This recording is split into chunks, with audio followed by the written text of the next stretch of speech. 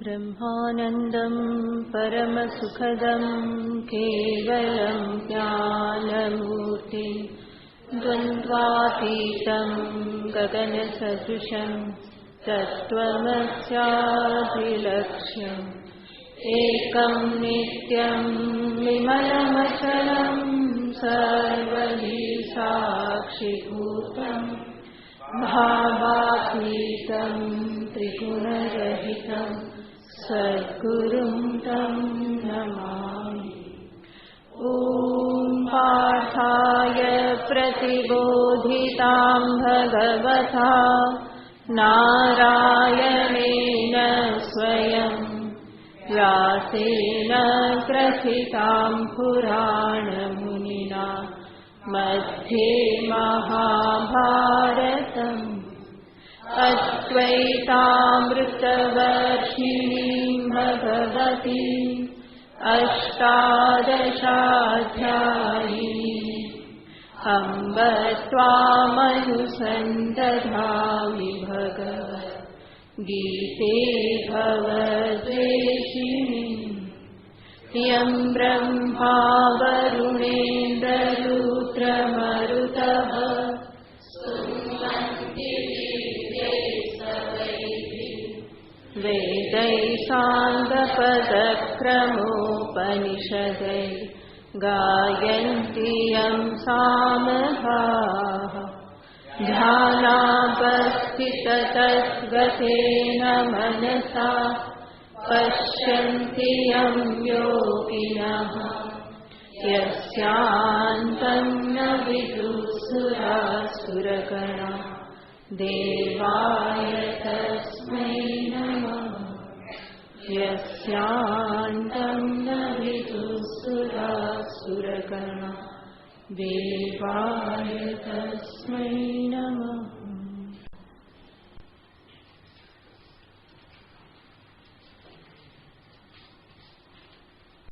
छठो श्लोक। श्री भगवानुवाच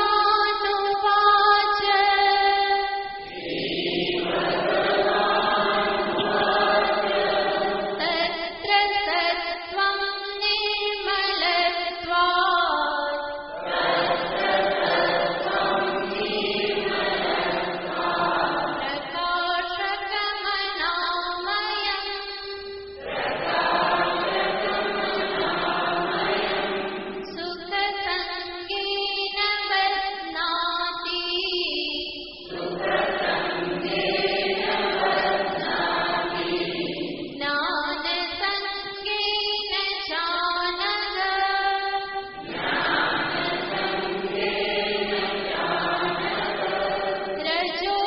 सत्त्वं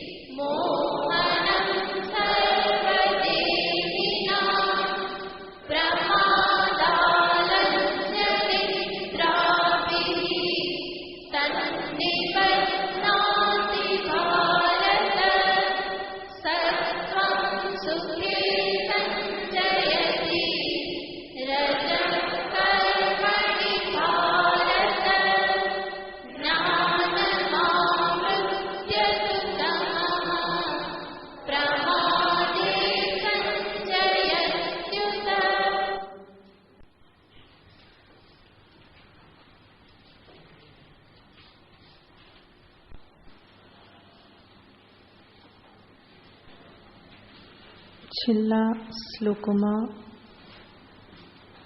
ભગવાન શ્રી શ્યામ સુંદરે ગુણોનું ઉદ્ભવ કારણ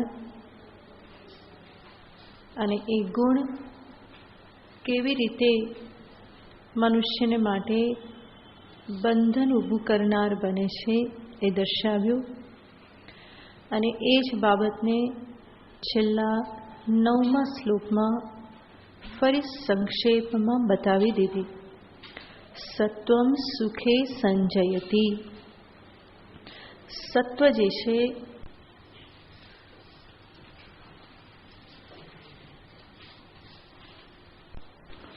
સત્વમ સુખે સંજયતિ.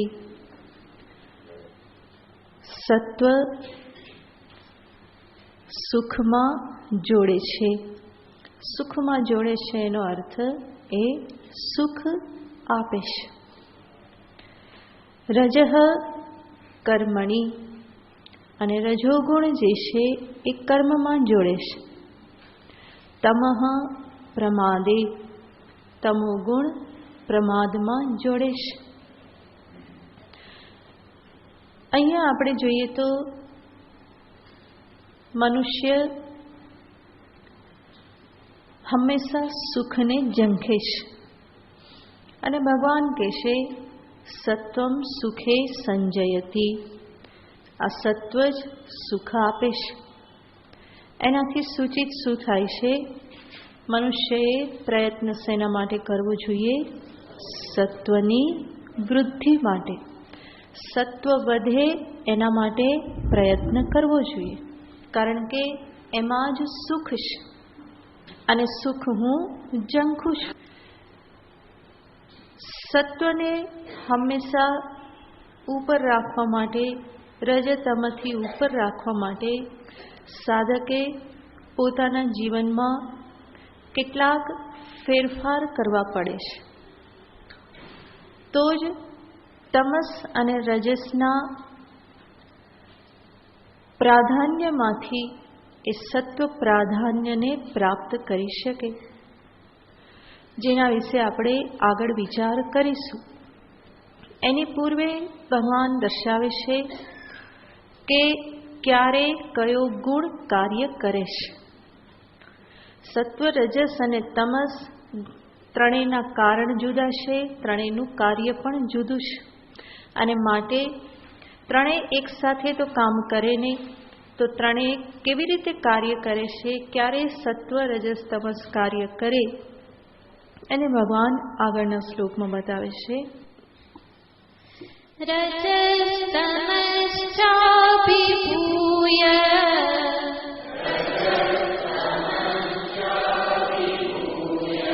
સત્વં ભવતિ ભારત.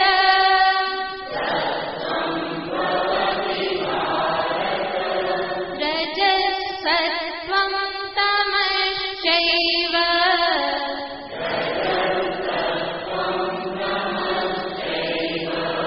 તમસત્વં રજस्तथा.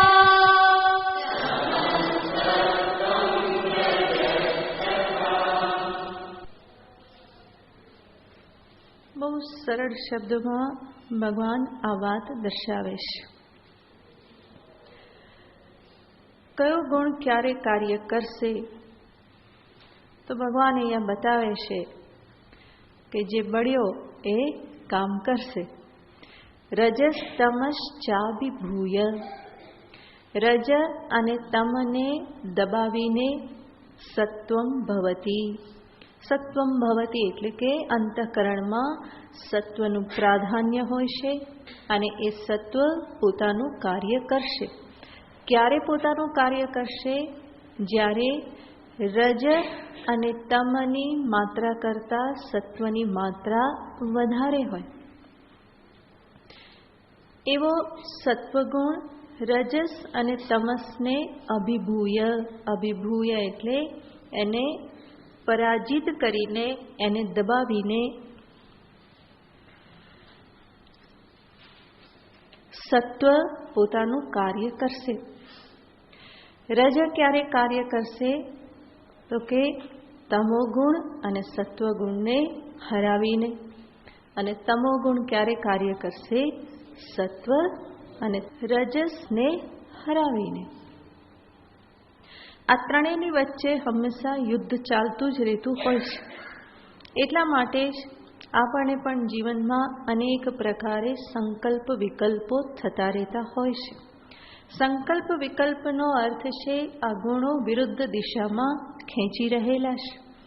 એક નિશ્ચય થઈ ગયો તો જે પ્રમાણેનો નિશ્ચય થાય છે એના આધારે કહી શકાય કે કયો ગુણ જીતી ગયો. જેણે પોતાનું કાર્ય કર્યું એ આપણે શું સમજવાનું, એ ગુણ પોતે એના કરતાં વધારે બલવાન સિદ્ધ થયો. તો અનેક પ્રકારના સંકલ્પ વિકલ્પો એ આ ગુણોની જ ખેંચતાણ છે. જેમ તમે ઘરે હો અને વિચારતા હો આજે સત્સંગ છે, શું કરું, જવું કે ના જવું. બજારમાં જવાનું બાકી છે, આજે એ પતાવી દઉં, પછી સત્સંગમાં ક્યારે જઈશ, શુક્રવાર ને. પછી થોડી વારમાં થાય કે ના ના ના, સત્સંગ તો છોડાય જ નહીં. બીજું બધું તો થતું રહેશે, આખી જિંદગી કરવું જ છે ને, પણ આ તો છોડાય નહીં.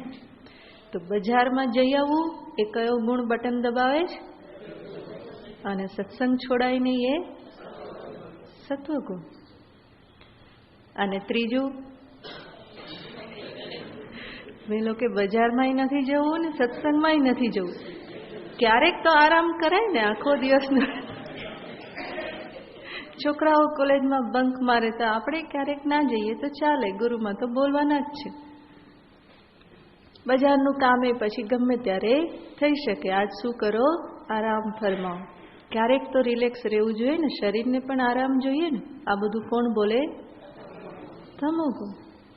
તો આ ત્રણેયની ખેંચતાણ છે. અને અંતે એમાંથી જે એક નિશ્ચય થયો એના આધારે આપણે કહી શકીએ કે કયા ગુણે કાર્ય કર્યું. જોર કરીને સત્સંગમાં આવી ગયા તો એનો અર્થ શું, સત્વગુણે બાકીના બેને દબાઈ દીધા. અને બજારમાં જતા રહ્યા તો રજોગુણ જીતી ગયો. અને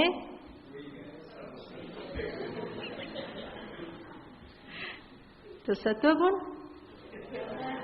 હા, કે સુઈ ગયા તો સત્વગુણ. તો કયો નિશ્ચય થાય છે એના આધારે આપણે નક્કી કરી શકીએ કે આ ગુણે કાર્ય કર્યું. ક્યારે થઈ શકે, તો કે બાકીના બે કરતા એની માત્રા વધારે હોય. જેમ સ્વામી દિવ્યાનંદજી મહારાજ સમજાવતા હતા ને કે 100%માંથી 30% રજ અને 30% તમ હોય, બાકી કેટલા વધ્યા, 40. તો એ કોણ છે, સત્વ છે. જીત કોની થશે, સત્વની. કારણ કે એ કેટલો છે, 40. 10% વધારે છે ને, એટલે એ પોતાનું કાર્ય કરી શકે. તો એને કહેવાય સત્વ પ્રધાનતા. એનાથી ઉલટું હોય, બીજો કોઈ ગુણ એ સ્થાનમાં હોય 40-40, તો એનું પ્રાધાન્ય કહેવાય અને એ કાર્ય કરશે. તો અહીંયા ભગવાન એ જ બાબત દર્શાવે છે, રજસ તમશ્ચ અભિભૂય. રજ અને તમને હરાવીને સત્વમ ભવતી, સત્વ થાય છે. થાય છે એનો અર્થ સત્વ પોતાનું કાર્ય સિદ્ધ કરે છે.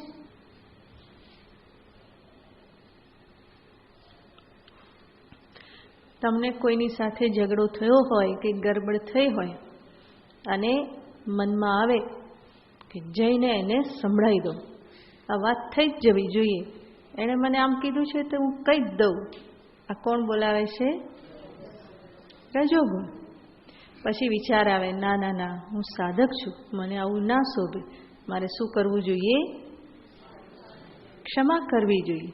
એવું બધું મનમાં લેવું જોઈએ નહીં. આ કોણ કહેશે, સત્વ. અને પછી આવે, કંઈ વિચારવું નથી. તો એ કોણ કે, કંઈ વિચારવું નથી. એનો અર્થ એ મૂઢ અવસ્થા, બુદ્ધિને બંધ કરી દે. તો એ કોનું કામ છે, એ તમસનું કામ છે. કંઈ વિચારવું નથી, જે થવું હોય તે થાય, અત્યારે કંઈ વિચારવું નથી.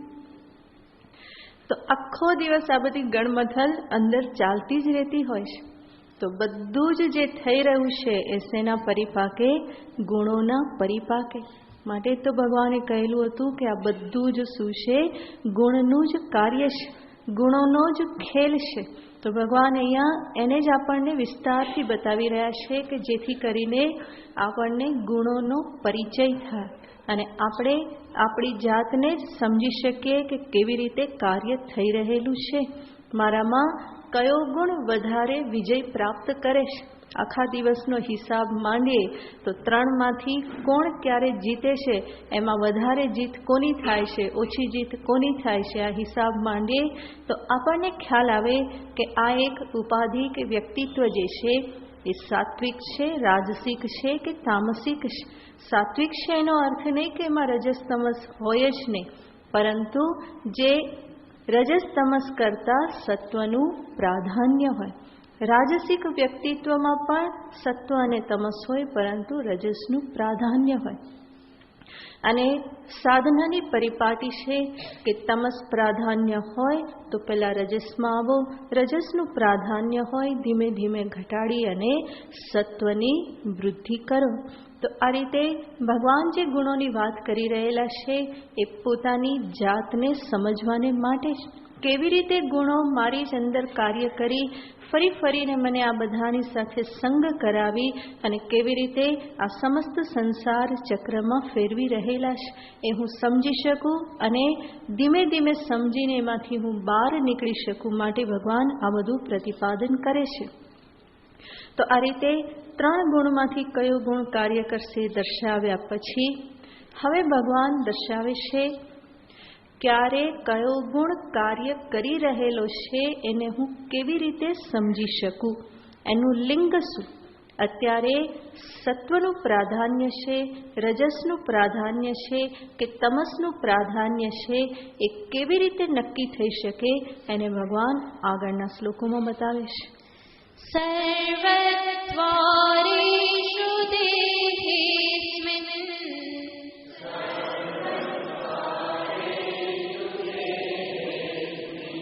પ્રકાશ ઉપજાયતે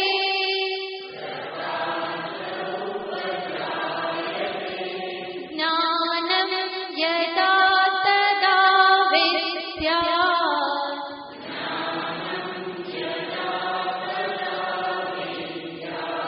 વિવૃત્તં સત્વમિત્યુત.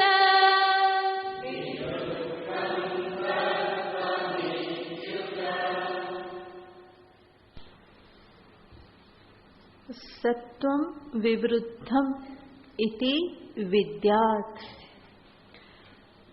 સત્વ અત્યારે વિવૃદ્ધમ વિશેષેણ વૃદ્ધિમ ગતમ, વિશેષ વૃદ્ધિને એટલે કે વિકાસને પ્રાપ્ત થયેલો છે એવું તું જાણ. ક્યારે કે છે? યદા, યદા એટલે કે જ્યારે.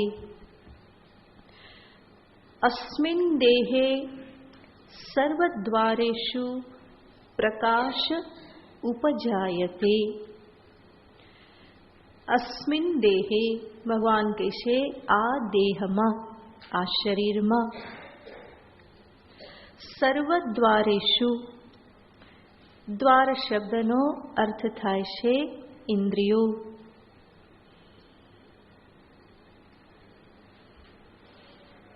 અને અંતઃકરણ.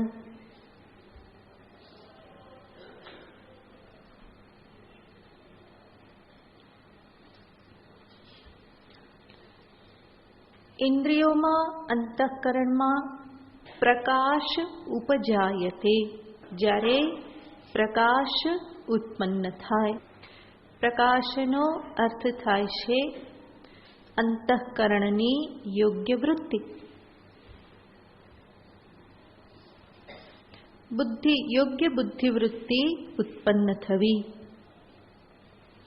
અને એને જ જ્ઞાન પણ કહેવામાં આવે છે. પ્રકાશ અને જ્ઞાનમાં કોઈ ભેદ નથી. માટે ભગવાન ભાષ્યકાર અહીંયા કહેશે કે એ જ જ્ઞાન છે. એવં પ્રકાશઃ પ્રકાશાખ્યઃ જ્ઞાનમ ઉપજાયતે અથવા જ્ઞાનાખ્ય પ્રકાશઃ. જ્ઞાન નામનો પ્રકાશ કે પ્રકાશ નામનું જ્ઞાન, એ જ્ઞાન અને પ્રકાશ બંનેનો અર્થ એક જ થાય છે. ત્યારે સત્વ વૃદ્ધિને પામેલ છે એ પ્રમાણે તું જાણ. તો આ સત્વગુણની વૃદ્ધિનું આ લિંગ છે. જે સમયે ઇન્દ્રિયો અને અંતઃકરણ જ્ઞાન ગ્રહણ કરવાને માટે સમર્થ હોય, વિચાર કરવાને માટે સમર્થ હોય,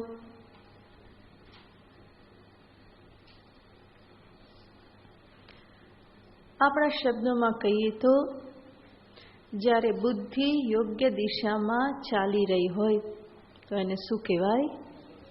સત્વ કહેવાય.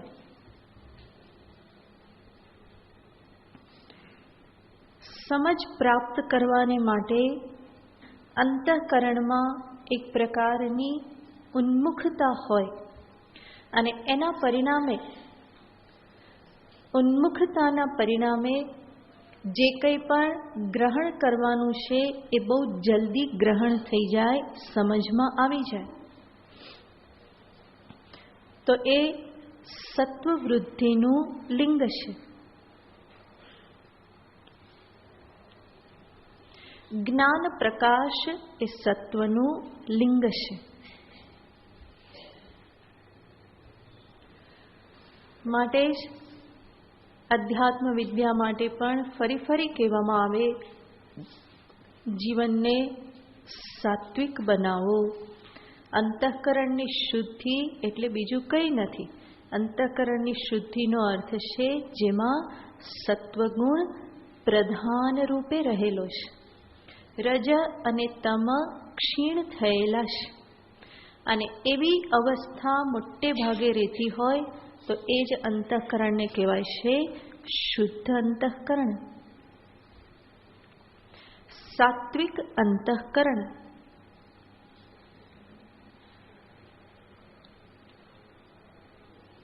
કારણ કે એવા અંતઃકરણથી જ જ્ઞાન પ્રાપ્ત કરવું સંભવ છે.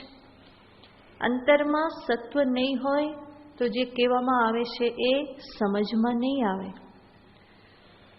મન વિહવળ હશે રજના કારણે કે મૂઢતાને પ્રાપ્ત થયેલું હશે તો જે સમજ પ્રદાન કરવામાં આવે છે એને ગ્રહણ જ નહીં કરી શકાય. અને કદાચ ગ્રહણ કરશે તો ઉલટું ગ્રહણ કરશે. રજના પરિણામે પોતાના સંસ્કારો રાગ દ્વેષને એમાં ભેળવીને એ કંઈક ઉલટી સમજ જ પ્રાપ્ત કરશે. તો અધ્યાત્મ વિદ્યા માટે એટલા માટે સાત્વિકતાને પ્રાધાન્ય આપવામાં આવે છે. અન્ય કોઈ સમજદારી પ્રાપ્ત કરવી હોય તો ત્યારે પણ સાપેક્ષ રીતે અંતઃકરણ શાંત તો હોવું જ જોઈએ કે જે સત્વનું જ કાર્ય છે. બાળક પણ ભણવામાં એકાગ્ર નહીં થાય તો એ સમજી નહીં શકે, સારું પરિણામ લાવી નહીં શકે. કે તમે પણ કોઈ કાર્યમાં જો એકાગ્રતાપૂર્વક ન લાગી શકતા હો, યોગ્ય રીતે વિચાર ન કરી શકતા હો તો એ કાર્ય દીપી નહીં ઉઠે. તો કોઈ પણ કાર્યની પાછળ સમજદારી જરૂરી છે. એ સર્વપ્રથમ જ્ઞાન રહેલું છે. જાનાતી ઈચ્છતી કરોતી, પહેલા જાણે પછી ઈચ્છા થાય પછી કરે. તો એ જાણવું એ કોનું કાર્ય છે? સત્વનું કાર્ય છે. તો કોઈ પણ જ્ઞાનને અર્થે, સમજદારીને અર્થે, અને એ પણ યોગ્ય સમજદારીને અર્થે સત્વ જ માત્ર ઉપયોગી છે.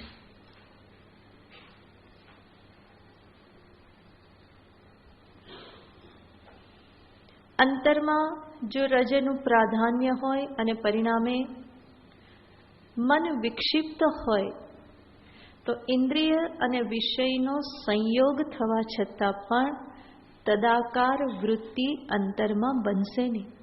માટે જ મન વિક્ષિપ્ત હોય અને અહીંયા બેઠા હો તો પણ શું કહેવામાં આવે છે એ સંભળાતું નથી. મનોરાજ્ય ચાલતું રહેતું હોય, બીજા કંઈક વિચારો ચાલતા રહેતા હોય તો જે કહેવામાં આવે છે એ સંભળાતું નથી. સંભળાતું નથી એનો અર્થ એના જે કંઈ પણ શબ્દ શ્રવણ થાય છે એ અર્થ સ્ફુરણ કરતા નથી. કંઈક અવાજ જ સંભળાય, શબ્દ સંભળાતા નથી. ઘોંઘાટ સંભળાય પરંતુ એના અર્થ ઉપસ્થિત થતા નથી. એવી જ રીતે જોતા હોય તો દેખાય નહીં, સ્પર્શ ક્યાંક થતો હોય તો એ સ્પર્શનું જ્ઞાન નહીં થાય, અને બે મન સાથે જમવા બેસે તો સ્વાદ પણ કંઈ આવતો નથી. તો ઇન્દ્રિયો દ્વારા વિષય સંયોગ થતા એ વિષયનું ભાન જ્ઞાન ત્યારે જ સંભવ બને છે જ્યારે એની પાછળ મન રહેલું હોય. તો સર્વ દ્વારેષુ પ્રકાશ ઉપજાયતે, સર્વ ઇન્દ્રિયોમાં આ પ્રકાશ જ્ઞાનની પ્રાપ્તિ જ્યારે સંભવ હોય તો એને શું કહેવાય? એને સાત્વિક સ્થિતિ કહેવાય કે સત્વની વિવૃદ્ધિ થઈ એવું કહી શકાય. ત્યારે કહી શકાય કે સત્ય સત્વગુણ ઉદ્ભુત થયેલો છે અને એ પોતાનું કાર્ય કરી રહેલો છે. ત્યાર પછી ભગવાન રજનું કાર્ય બતાવે છે. લોભ પ્રવૃત્તિરારંભઃ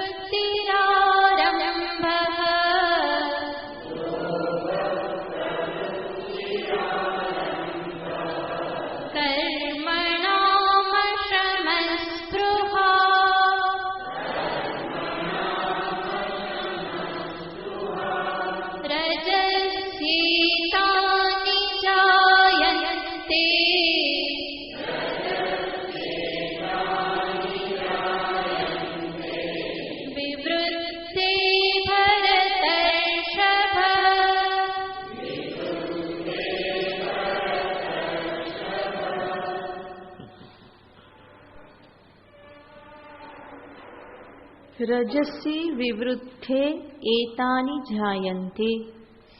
હે ભરતર્ષભ, હે ભરતકુલમાં શ્રેષ્ઠ અર્જુન, રજસી વિવૃદ્ધે સતી એતાની જાયન્તે.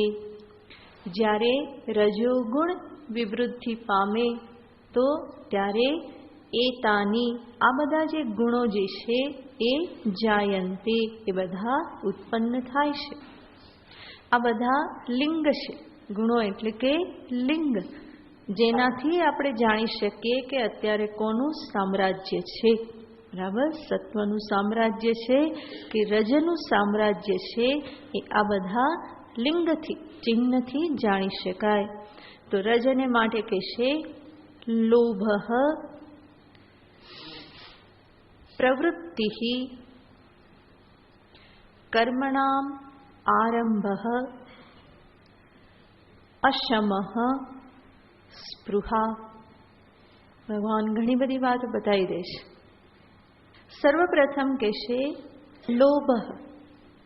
અંતઃકરણમાં લોભ ઉત્પન્ન થાય તો ત્યારે સમજવાનું કે કોની પકડ છે? રજસની પકડ છે. ભગવાન કેટલું સરળ ને સીધું બતાવી દેશે. ગુણો કે જે સૂક્ષ્મ રીતે કાર્ય કરે છે, ભગવાન એને બહુ સરળતાથી બતાવી દેશે કે જેથી કરીને જીવ એને સમજી લે.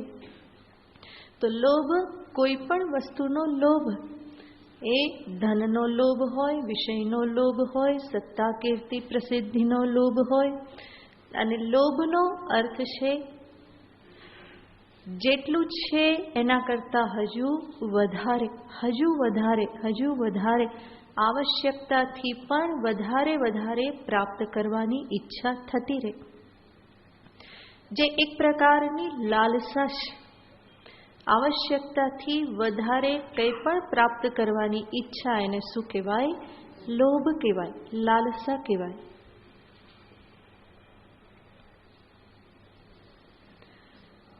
અને લોભને જો થોભ ન રહે તો અનધિકારનું, બીજાના અધિકારનું પણ પોતાને પ્રાપ્ત કરી લેવાની ઈચ્છા થાય. અને આ પ્રકારની જ્યારે અંતઃકરણની સ્થિતિ હોય તો ત્યારે રજનું સામ્રાજ્ય છે એ સમજવાનું. જ્યારે તમે બીજાને કંઈક દેવા માટે તૈયાર હો, ખુશી સાથે દેવા માટે, પ્રસન્નતા સાથે દેવા માટે તૈયાર હો, તો એ દાન જે છે એ સત્વનું કાર્ય છે. ત્યાગમાં જ્યાં પ્રસન્નતા લાગે છે એ સત્વનું કાર્ય છે. અને બધું પકડવામાં જ્યાં મનુષ્યને સુખ લાગે છે તો એ એક ભ્રાંતિ છે. કારણ કે વાસ્તવમાં ત્યાં સુખ નથી.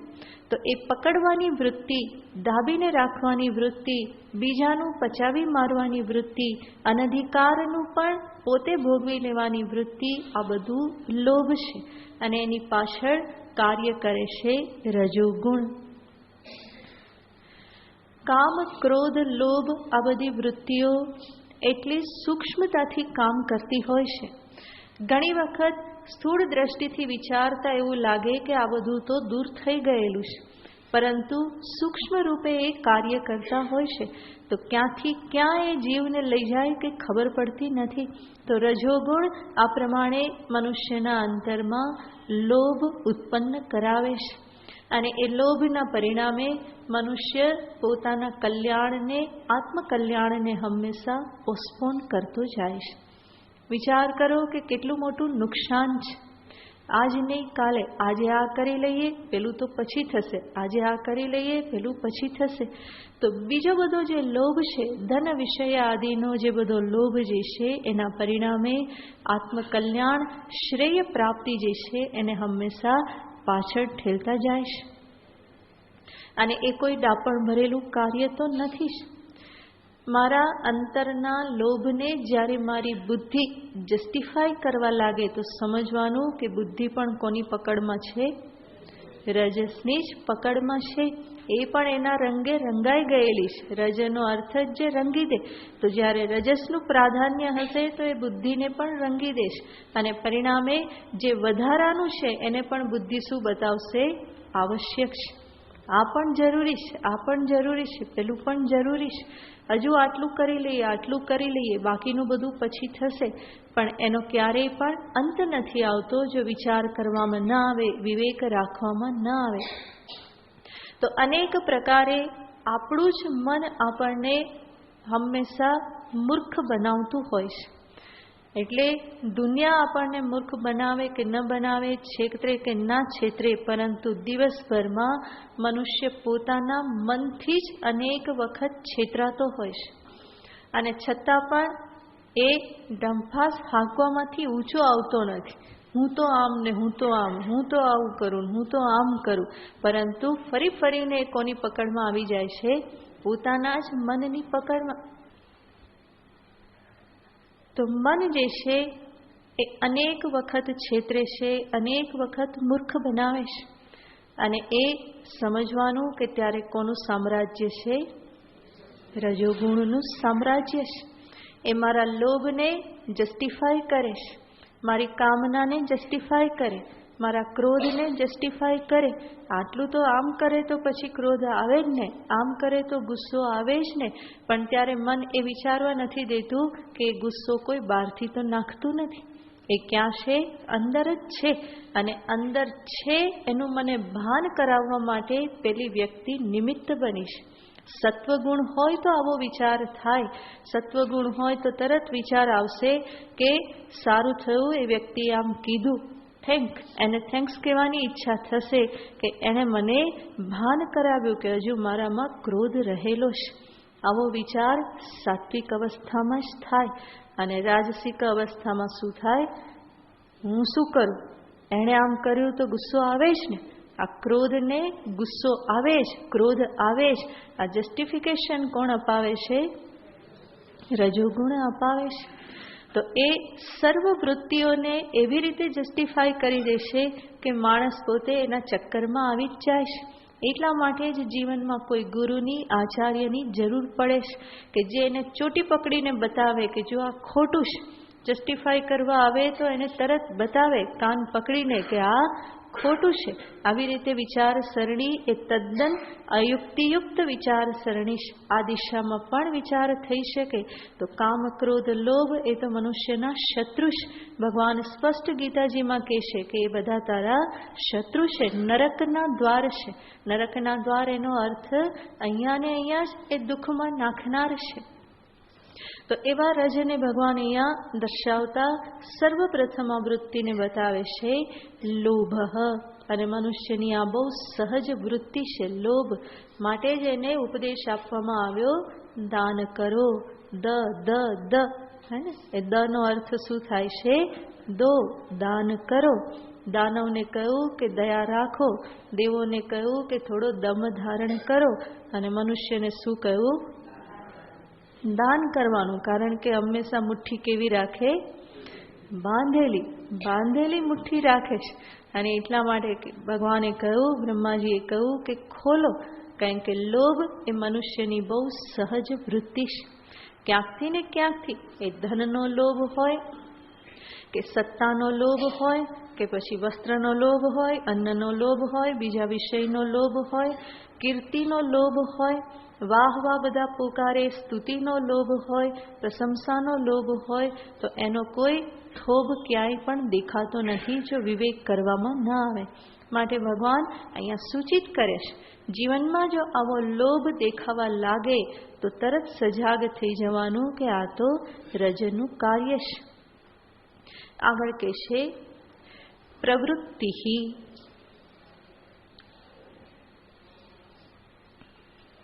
ભગવાન આગળ શબ્દ વાપરે છે કર્મણામ આરંભ, કર્મનો આરંભ. અને અહીંયા કહેશે પ્રવૃત્તિ. આવા બે શબ્દ વાપર્યા છે, માટે એનો અર્થ પણ આપણે એ રીતે કરવો પડે કે બંને યોગ્ય રીતે લાગી જાય. નહીં તો કર્મનો પ્રારંભ કહો કે પ્રવૃત્તિ કહો એ સમાન અર્થ થઈ જાય. માટે ભગવાન શંકરાચાર્યજી મહારાજ અહીંયા દર્શાવે છે કે પ્રવૃત્તિનો અર્થ થાય પ્રવર્તનમ, સામાન્ય ચેષ્ટા.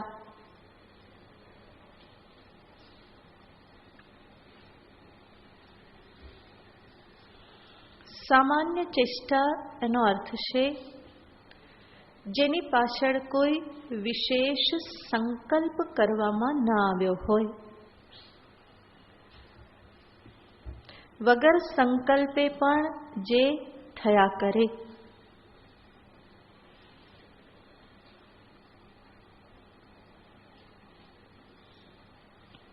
જેમ કે ચેરમાં બેઠા હોય તો પગ હલ્યા કરે, એમાં કોઈ સંકલ્પ નથી હોતો કે હવે હું પગ હલાવું, એવો કોઈ સંકલ્પ નથી હોતો, પરંતુ ધ્યાન વગર પણ એ ચેષ્ટા થતી રહેશે.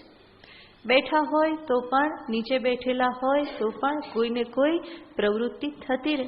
ઘાસ પર બેઠા હોય તો ઘાસ તોડ્યા કરે, કંઈ વાત નહીં પેલા બિચારા ઘાસનો, અને છતાં પણ એને નોચ કર્યા જ કરે. કંઈક ને કંઈક એક કાઢે ને એના બે ટુકડા કરે ને બેના ચાર કરે ને ચારના 6 કરે. આ બધું ચાલતું રહેતું, એની પાછળ કોઈ સંકલ્પ નથી હોતો કે આમ કરું ને હવે આમ તોડું, પણ એ ચાલ્યા જ કરે. એમ તમે અહીંયા ઘણી વાર સત્સંગ સાંભળતા હોય ને તો કોઈની બોલપેન ચાલુ થઈ જાય, કટકટ કટકટ કટકટ કટકટ. હવે એને ખબર ના હોય કે આ હું કરી રહ્યો છું, પછી બાજુવાળો સામું જોવે ત્યારે ફટફટ મૂકી દે, કારણ કે એને પછી ખબર પડી કે આ શું થઈ ગયું. અને નહીં તો પછી ગુરુમાં અહીંથી જો વધારે જાજી વાર જોતા રહે તો ખબર પડે કે ગરબડ છે. નહીં તો આમ જોતા હોય પણ આપણી સામું ટકી જાય તો સમજવાનું કે કંઈક ગરબડ છે. તો ત્યારે ખબર પડે, નહીં તો ખબર પડતી નથી. નહીં તો ચાવીથી રમવા લાગે, ચાવીને ખટખટ ખખડાવ્યા જ કરે. એની પાછળ કોઈ સંકલ્પ નથી, પણ એ સામાન્ય ચેષ્ટા એ પ્રમાણે થતી રહેશે. એના મૂળમાં શું રહેલું છે? રજસ રહેલું છે. અને આ પ્રકારનો રજસ પણ સાધકને માટે તો વિઘ્ન કરતા છે. જો આની સાથે આના ઉપર ધ્યાન આપવામાં ન આવે તો જ્યારે તમે ધ્યાનમાં બેસશો ત્યારે પણ શું થયા કરશે? બેઠા હશો પલાઠી વાળીને પણ આ હલ્યા કરશે, આમાં કંઈ ને કંઈ થયા કરશે. તો શાંતિથી નહીં બેસાય. બંને હાથ આમ કરીને બેઠા હોય ને તો પણ આમ ચાલ્યા કરે કંઈક. આ ધ્યાન વખતે પણ આવું કંઈ ને કંઈ થયા કરશે. નહીં તો આંગળીઓ હલવા માંડે. કંઈક આ બધું મને અહીંથી દેખાતું હોય એટલે તમે ધ્યાન કરો ત્યારે કહું હું તો વચ્ચે ક્યારેક આંખો ખોલી લેતી હોઉં છું. એટલે જ તમારે ક્યારેય ખોલવી નહીં, કારણ કે તમે ખોલો તો પકડાઈ જાઓ. તમે એવું સાહસ કરો કે જરા જોઈ લો ગુરુમાં શું કરે, તો એ સામું જ જોતા હશે. તો ત્યારે આ બધું દર્શન થતું હોય છે. એટલા માટે ખબર પડે કે અત્યારે કોણ કામ કરે છે? રજસ કામ કરે છે. સત્વની વૃદ્ધિ હોય તો ધ્યાનમાં પ્રવેશ જલ્દી થઈ શકે. નહીં તો આ રજસ એ વચ્ચે વચ્ચે ફરી પાછું આ પ્રમાણે ઘુમાવ્યા કરે. તો એને કહેવાય છે પ્રવૃત્તિ, પ્રવર્તનમ, સામાન્ય ચેષ્ટા. સંકલ્પ વગરની પણ આવી જે ક્રિયાઓ થતી રહે એ રજસનું કાર્ય છે.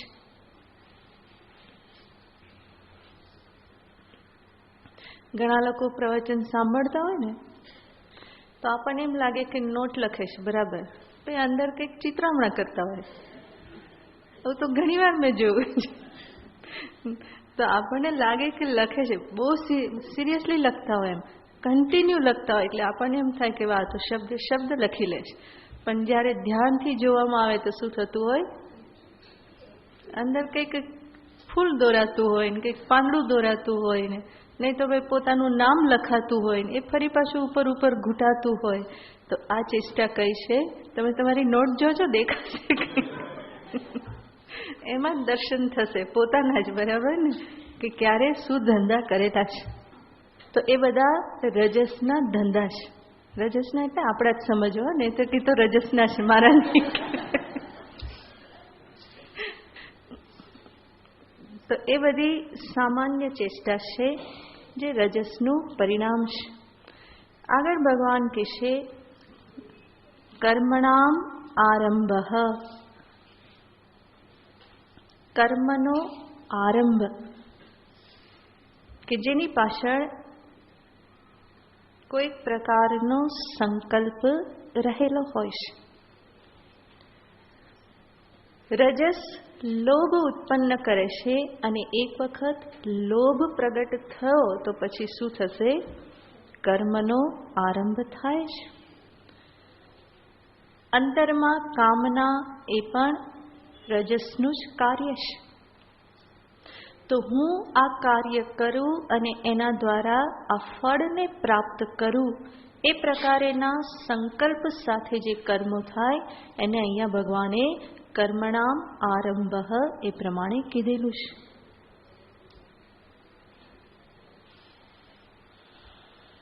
તો પ્રવૃત્તિ જે છે એ રજસનું જ પરિણામ છે. એનો અર્થ એ નહીં કે બધી પ્રવૃત્તિ બંધ થઈ જવી જોઈએ, પરંતુ જે વ્યર્થ પ્રવૃત્તિ, વ્યર્થ વ્યવહાર જે છે એમાંથી મનુષ્યએ પોતાના મનને મુક્ત કરવાનું હોય. આગળ કહેશે અશમઃ, રજસનું આ લિંગ છે. શમઃ અર્થ થાય છે અંતઃકરણની શાંત સમાહિત સ્થિતિ, અને અશમઃ એનો અર્થ છે અશાંત સ્થિતિ. તો અશાંતિ એ પણ રજનું જ કાર્ય છે.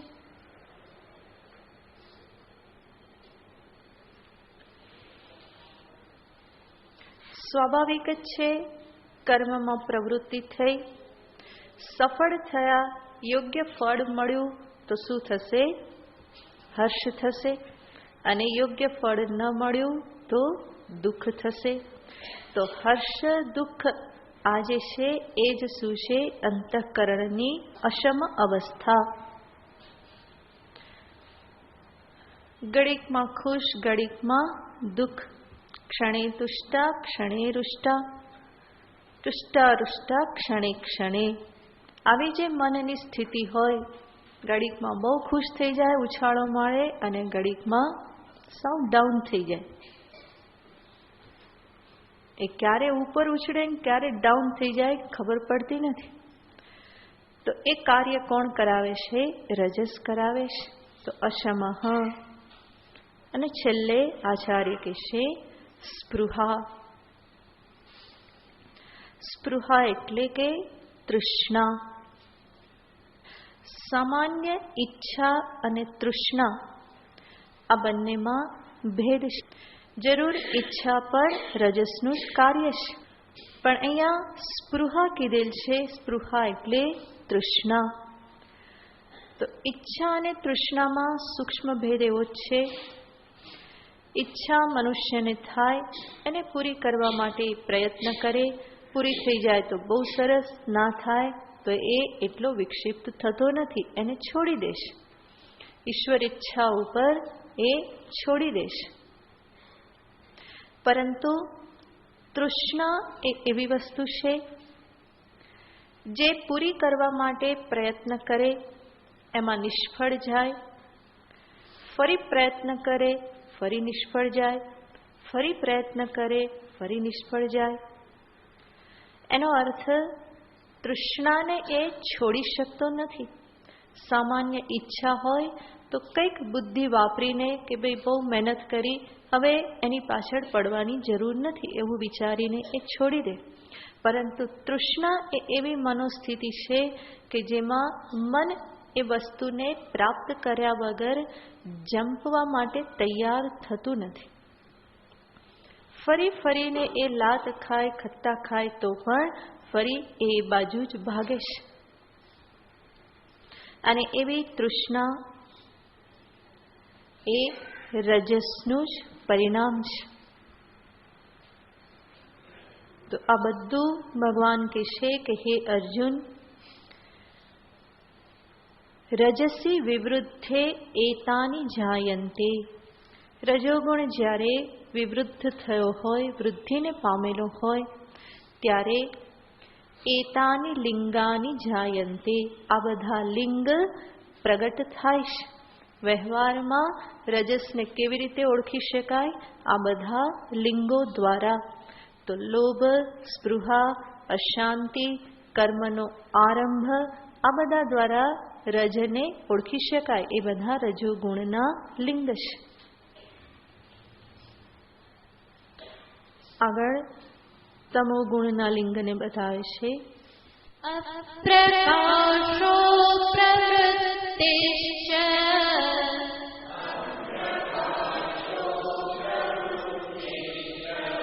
પ્રમાદો મોહૈવ ચ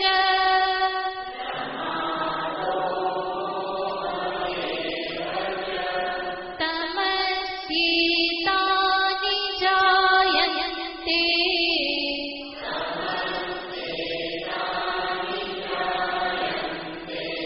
વિવૃદ્ધે કુરુ નંદન.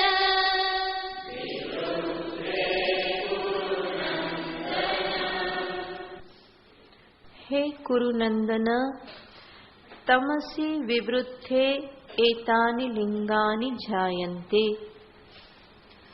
હે કુરુકુલને આનંદ આપનાર અર્જુન, કુરુનંદન, કુરુવંશને આનંદ આપનાર. નંદયતીતિ નંદન, જે આનંદ આપે છે, અપાવે છે, એ છે કુરુનંદન. અપ્રકાશો પ્રવૃત્તિશ્ચ પ્રમાદો મોહ એવ ચ. ભગવાન 4 બાબત દર્શાવે છે.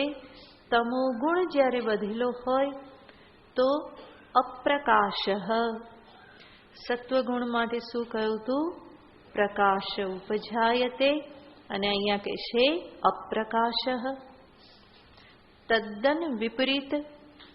અપ્રકાશનો અર્થ છે અવિવેક.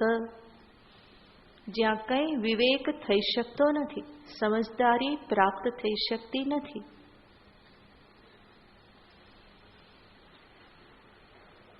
અપ્રવૃત્તિશ્ચ, અને સાથે સાથે અપ્રવૃત્તિ.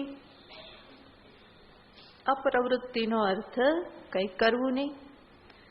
ભગવાન શંકરાચાર્યજી વધારે સ્પષ્ટ કરતા લખે છે અત્યંત અપ્રવૃત્તિ, એટલે કે પૂરેપૂરા સીધા.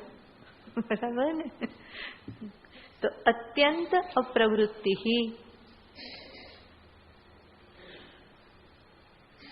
પ્રમાદ, એના પરિણામે શું થાય?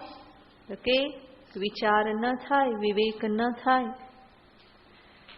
અપ્રવૃત્તિ, શરીર પણ ચલાવે નહીં, તો પછી કર્તવ્ય પાલન કેવી રીતે કરે? અને પરિણામે શું થઈ જાય? પ્રમાદ. પ્રમાદનો અર્થ આપણે જોયો તો કર્તવ્યનું વિસ્મરણ, ભૂલી જવું.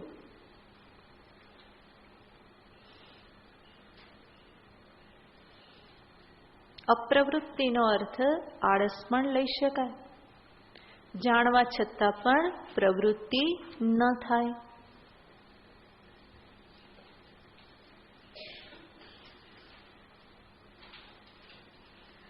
અને અપ્રકાશ, અપ્રવૃત્તિ, પ્રમાદ આ બધાને ભેગા રાખીને મૂકે તો એ કઈ અવસ્થા છે? તો કે મોહ અવસ્થા. મોહ એટલે મૂઢતા.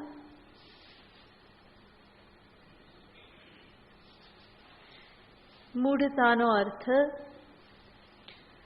બુદ્ધિ બુઠ્ઠી થઈ ગયેલી, કાટ ખાઈ ગયેલી. જેમ કાટ ખાઈ ગયેલું ચપ્પુ કંઈ કાપી શકે નહીં, એવી રીતે કાટ ખાઈ ગયેલી બુદ્ધિ કંઈ જીવનમાં કરી શકે નહીં, કોઈ કાર્ય કરી શકે નહીં. અને આવું થતું જ હોય છે. અનેક વખત એવું થાય કે બુદ્ધિ યોગ્ય રીતે કાર્ય ન કરે. જે દિશામાં વિચારવાનું હોય એ દિશામાં એ વિચારવા માટે તૈયાર ન થાય તો એ કાટ લાગી ગયો જ કહેવાય. એ કાટને પણ દૂર કરવો રહ્યો. કારણ કે અધ્યાત્મ જગતમાં તો સૂક્ષ્મ શુદ્ધ બુદ્ધિની આવશ્યકતા છે. દૃશ્યતે ત્વગ્રયા બુદ્ધ્યા સૂક્ષ્મયા સૂક્ષ્મદર્શિભિઃ. સૂક્ષ્મ અને અગ્ર એવી શુદ્ધ બુદ્ધિથી જ તત્વદર્શન થાય છે. તો તત્વ અત્યંત સૂક્ષ્મ છે, માટે એનો વિચાર કરવા માટે બુદ્ધિ પણ સૂક્ષ્મ જોઈએ. જાડી બુદ્ધિથી કામ ચાલે નહીં. જેમ કોઈ અત્યંત પાતળું કપડું હોય અને એને સિલાઈ કરવી હોય અને એ સિલાઈને માટે તમે ગોદડા સીવવાની સોય લઈને બેસો તો શું થાય? સિલાઈ થાય? ના થાય ને. બલકી એમાં શું થાય? કાણા પડી જાય. તો કાર્ય સિદ્ધ થાય નહીં. જે કાર્યને અર્થે જેવા પ્રકારના સાધનની જરૂરત હોય એવું જ સાધન ત્યાં કામમાં લાગે. જેમ સોનાને જોખવા માટે લોખંડ જોખવાનું ત્રાજુ કામ ન ચાલે, કઈ ખબર જ નહીં પડે. એ ત્રાજવા ઉપર 1 તોલું કે 2 તોલું સોનું મૂકી દીધું, કઈ ફેર નહીં પડે, કઈ હલશે નહીં. કારણ કે કેવું છે? સ્થૂળ છે. એના ઉપર તો અનેક કિલોનું કે અનેક ટનનું વજન આવે તો એ ઉપર નીચે થાય, બાકી એમાં કંઈ ફેર પડે નહીં. તો મોહ જે છે એ બુદ્ધિને બુઠ્ઠી કરી દેશે, યોગ્ય દિશામાં ચાલવા દેતું નથી. સર્વજ્ઞાત મુનિ કહેશે કે આ બધી સમસ્યા શેના કારણે છે? મનુષ્યની મલિન બુદ્ધિને કારણે. પુરુષાપરાધ મલિના ધિષણા. આ સંસાર ચક્ર ચાલી રહ્યું છે શેના કારણે? પુરુષના અપરાધથી મલિન થયેલી બુદ્ધિના કારણે. તો મલિન બુદ્ધિનો અર્થ આ તમો ગુણ અવિવેકથી યુક્ત બુદ્ધિ કે પછી વિશેષ રજથી યુક્ત બુદ્ધિ કે જે મોહગ્રસ્ત અવસ્થા છે. આપણે જાણીએ છીએ ગીતાજીમાં પણ શરૂઆતમાં અર્જુન કહેશે ધર્મ સમ્મૂઢ ચેતાહા. ધર્મની બાબતમાં એ કહેશે કે મારું ચિત્ત કેવું થઈ ગયેલું છે? સમ્મૂઢ. કે છે ખાલી મૂઢ નહીં, પરંતુ કેવું? સમ્મૂઢ. બહુ સારી રીતે મૂઢ થઈ ગયેલું છે. અને માટે જ કાર્પણ્ય દોષોપહત સ્વભાવ. આ કાર્પણ્ય દોષથી મારો સ્વભાવ અપહત થઈ ગયેલો છે, હણાઈ ગયેલો છે. તો અર્જુન જેવા પરમ સાત્વિક વ્યક્તિના જીવનમાં પણ આ તમોગુણ અનેક વખત કાર્ય કરી જાય છે અને એને કંઈ વિચાર કરવા દેતા નથી. તો અર્જુન તો મહાન તપસ્વી છે, ભગવાન કૃષ્ણના આશીર્વાદના ભાજન છે, ધર્મરાજના ભ્રાતા છે, ભીમના ભ્રાતા છે, કુંતી જેવી તીક્ષ્ણ બુદ્ધિશાળી જનનીના પુત્ર છે. અને છતાં પણ એવા પરમ સાત્વિક અર્જુનને પણ આવી મૂઢતા પ્રાપ્ત થઈ જાય છે. એ સ્વયં પોતાના શબ્દથી કહેશ જરાય બુદ્ધિ ચાલતી નથી, અને ચાલી ત્યારે કેવી ચાલી? વિપરીત ચાલી માટે ભગવાને કહેવું પડ્યું કે પ્રજ્ઞાવાદાંશ્ચ ભાસસે અશોચ્યાનન્વશોચસ્ત્વમ પ્રજ્ઞાવાદાંશ્ચ ભાસસે. પ્રજ્ઞાવાદામનો અર્થ થાય છે બહુ દાપણ ભરેલા વાક્યો બોલે છે. એ દાપણ ભરેલા એ ભગવાન એને કટાક્ષમાં કહે છે. હકીકતમાં દાપણથી ડોળાયેલા વાક્ય હતા, દાપણ ભરેલા વાક્ય નહીં. કારણ કે બુદ્ધિ ચાલી તો એવી રીતે ચાલી કે હું યુદ્ધ કરીશ તો શું થઈ જશે? અધર્મ વધી જશે. ભગવાને યુદ્ધ જે આ થયું હતું એ શેના માટે થતું હતું? ધર્મના કારણે, ધર્મયુદ્ધ. અને અર્જુનની બુદ્ધિ શું વિચારવા લાગી?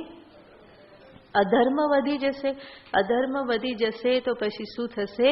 તો કે આ બધા પુરુષો જે છે એનો નાશ થઈ જશે, સ્ત્રીઓ બધી વ્યભિચારી થશે, વર્ણસંકર પ્રજા ઉત્પન્ન થશે. વર્ણસંકર પ્રજાથી પછી પિતૃઓને પિંડદાન નહીં થાય તો એ પિતૃઓ જે પરલોકમાં રહેલા છે એનો પણ ઉદ્ધાર નહીં થાય. ઓહો, કેટલું બધું પાપ અમારાથી થઈ જશે. અને માટે ન યોત્સે, હે કૃષ્ણ હું યુદ્ધ કરીશ નહીં. તો બુદ્ધિની મૂઢતા પહેલા તો એટલી બધી તીવ્ર હતી કે અર્જુનને એ પણ ભાન રહ્યું નહીં કે હું આ કોની સામે બોલી રહેલો છું. જે કૃષ્ણને જાણતા હતા કે કૃષ્ણ કોઈ સામાન્ય વ્યક્તિ તો નથી. કેટલી બધી પરિસ્થિતિઓમાં કૃષ્ણએ હંમેશા એમને માર્ગદર્શન આપેલું છે, સહારો આપેલો છે, અને એમના કહ્યાથી જ એ લોકો હંમેશા ચાલેલા છે.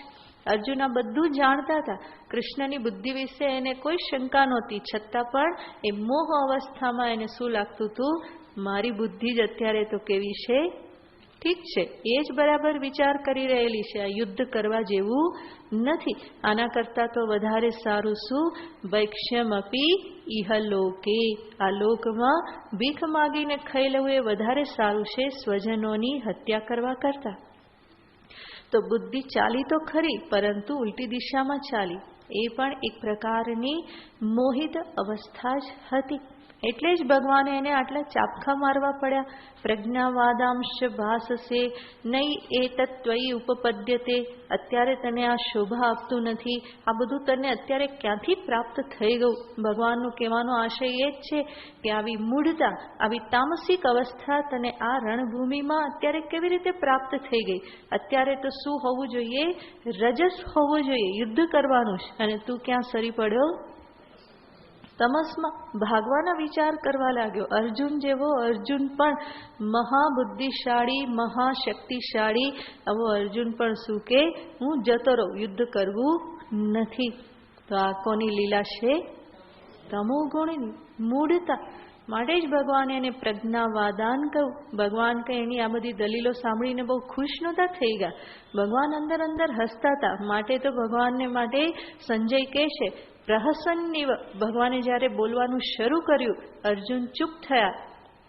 એ ચૂપ ક્યારે થયા? જ્યારે થોડોક મોહ ઓછો થયો હશે, જ્યારે થોડું ડાપણ આવ્યું કે હવે બહુ બોલવામાં ડાપણ નથી, હવે કૃષ્ણને બોલવા દઉં, એ શું કહે છે, મારા કહેવાનું મેં કહી દીધું. એ ચૂપ થયા. અને ભગવાને જ્યારે બોલવાનું શરૂ કર્યું તો કેવી રીતે? પ્રહસન્નિવ. સંજય કહેશે કે ભગવાન થોડા અંદર મલકાતા બોલે છે. શા માટે ભગવાન મલકાતા હતા? આ અર્જુનનું દોઢડાપણ જોઈને કે બહુ સારી વાત કરે છે, કેટલું બધું ડાપણ ઢોળે છે, અને બીજી બાજુથી ધ્રુજે છે, રડે છે, હાથ કાંપે છે. આ કોના લક્ષણ છે? મૂઢતાના લક્ષણ છે. તો તમોગુણ જે છે એ આ પ્રમાણે મોહિત કરનારો છે. જરૂર નહીં કે માત્ર સુડાવી દેનાર જ છે, પરંતુ એ શરીર મનને સુડાવી દે, સાથે સાથે જાગતા હોવા છતાં પણ બુદ્ધિને સુડાવી દે છે ક્યારેક ક્યારેક. તો એ તમોગુણનું આ લિંગ છે, કાર્ય છે. પ્રમાદો મોહ એવ છે. આ બધા તમોગુણના લિંગ છે. તમસી વિવૃદ્ધે હે કુરુનંદન એતાની જાયંતે. આ બધા લિંગ ઉત્પન્ન થાય છે. ભગવાન આગળ દર્શાવે છે કે અર્જુન, આ ગુણોનો પ્રભાવ માત્ર જીવતે જીવ આ એક જીવન પૂરતો જ નથી, પરંતુ એ જ ગુણ મનુષ્યની આગળની યાત્રા પણ નિશ્ચિત કરે છે. એ કઈ અવસ્થામાં મૃત્યુ પામે છે એના આધારે એના આગળના જન્મનો નિશ્ચય થાય છે. તો ભગવાન ગુણોનું સામ્રાજ્ય બતાવે છે કે માત્ર આ જન્મમાં નહીં, જન્મો જન્મ બધું કોનાથી નિશ્ચિત થાય છે? એનાથી જ નિશ્ચિત થાય છે. આગળનો શ્લોક. યથા સત્વે પ્રવૃદ્ધે તુ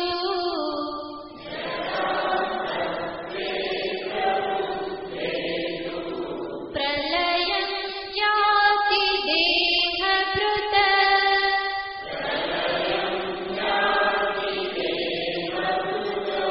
તદોત્તમવિદાં લોકાન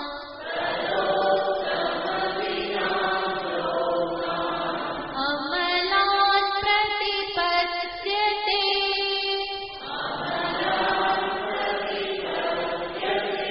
રજસે પ્રલયં ગત્વા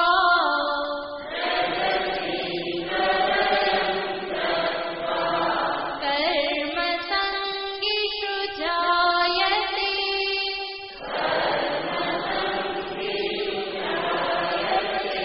તથા પ્રલીનં તમસી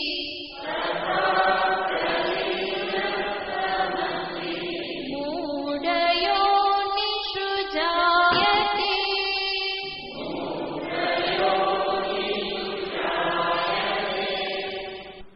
પછી જો ઓમ પૂર્ણમદ પૂર્ણમિદં પૂર્ણાત પૂર્ણમુદચ્યતે પૂર્ણસ્ય પૂર્ણમાદાય પૂર્ણમેવાવશિષ્યતે. ઓમ શાંતિ શાંતિ શાંતિ.